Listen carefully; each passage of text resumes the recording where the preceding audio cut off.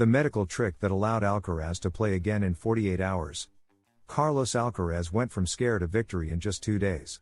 Behind it all, an elite physiotherapist and a tape that is revolutionizing sports physiotherapy. Carlos Alcaraz raised alarms in his debut at the Tokyo tournament after twisting his left ankle in his first match against Sebastian Baez. The injury made his continuation uncertain, but barely 48 hours later he returned to the court to defeat Zizou Bergs. "I have the best physio in the world," he said after the match. Behind that rapid recovery was Juanjo Moreno, the world #1's physiotherapist, and a key element, magnetic tape.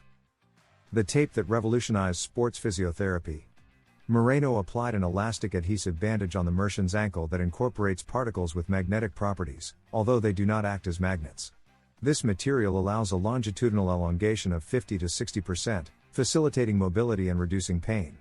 Alcaraz had already used this system during Roland Garros, where he also suffered physical discomfort. Magnetic tape was developed by Francisco Selva, PhD in physiotherapy and director of the master's degree in assessment, physiotherapy, and readaptation in sports at the University of Valencia.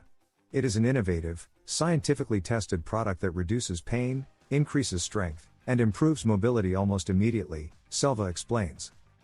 Unlike traditional bandages, this method acts directly on the autonomic nervous system, stimulating epidermal cells and modulating the aberrant myotatic reflexes of the central nervous system.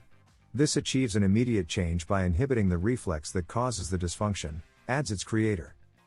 An academic and professional connection. Juanjo Moreno knew the method well. He was a student of Francisco Selva during his training and, after testing the technique, became convinced of its effectiveness. With more than 25 years of experience in sports physiotherapy, Selva has worked with teams such as Levante UD and several professional handball clubs. In addition to magnetic tape, Selva has developed his own diagnostic and treatment system called superficial neuromodulation, a methodology that applies principles of embryological hierarchy to musculoskeletal rehabilitation and post-surgical recovery. A technique adopted by elite athletes. The success of the bandage is not limited to the world #1. Other athletes who regularly use it include basketball players Queralt Casas and Cristina Uvina, motorcycle racer Jorge Navarro, and Japanese footballer Take Kubo. The case of Alcaraz in Tokyo once again highlights the importance of the invisible work of elite physiotherapists and how scientific innovation applied to sports can make the difference between withdrawing from a tournament or returning to compete and win. Carlos Alcaraz practically secures year-end world #1 after Sinner's withdrawal in Shanghai. Spanish tennis player Carlos Alcaraz, absent from the Shanghai Masters 1000 due to injury, has benefited from Italian Yannick Sinner's withdrawal in the second round of the Chinese Open and could now secure finishing the year as world #1. The Merchant would only need to reach the final of the Paris-Bercy Masters 1000, even if his rival won the remaining 3 tournaments. The player from El Palmar withdrew from Shanghai after winning the Tokyo ATP 500, due to discomfort in the ankle he injured in his first-round match. Sinner, who had played and won the Beijing ATP 500, was defending 1,000 points in Shanghai but fell in the second round against Dutchman Talon Griekspoor by retirement after suffering cramps during the match. That means Sinner remains with exactly 10,000 ATP points, compared to 11,340 for Alcaraz, who lost 200 for missing the Chinese event, where he had reached the quarterfinals last season, according to AFA. From now on, the Spaniard will defend 300 points, 100 at the Paris-Bercy Masters 1000 and 200 at the Nitto ATP Finals in Turin, while Sinner must defend the 1,500 he earned in 2024, finishing strongly at home. The Italian, who will also be in Paris, announced that he will play the Vienna ATP 500, where he could add another 500 points to his tally.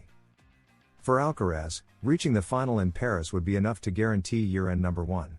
He could also achieve it by reaching the semi-finals, provided he wins at least one of his 3 group stage matches at the ATP Finals.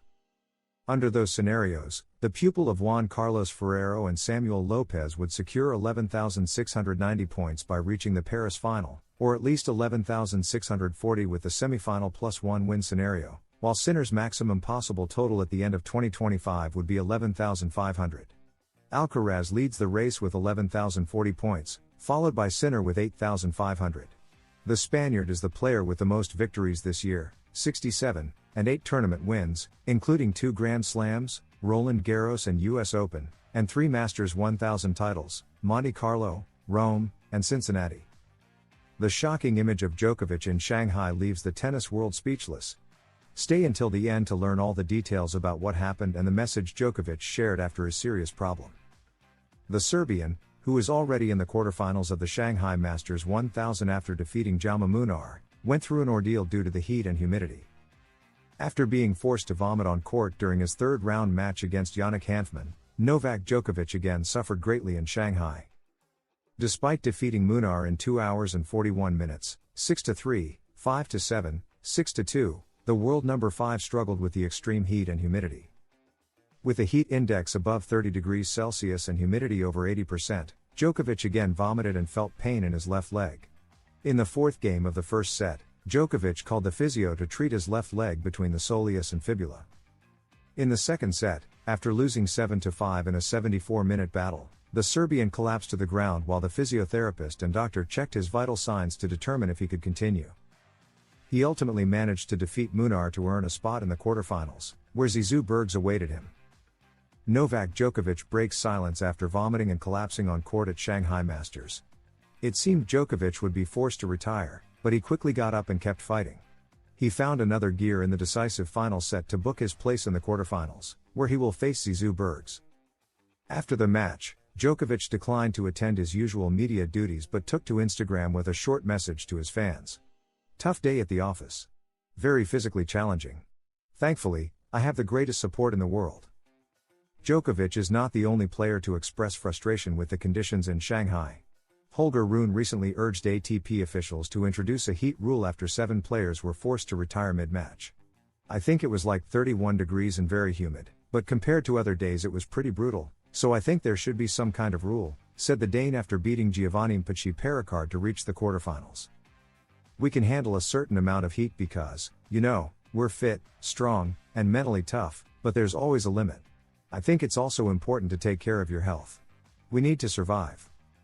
Earlier this week, Djokovic admitted to struggling with the scorching heat and humidity reaching nearly 80% at times. Speaking after his previous win over Hanfmann, he said, "It's the same for every player on the court, but it's brutal. It's brutal when you have more than 80% humidity day after day, especially for guys playing during the day with sun. It's even worse.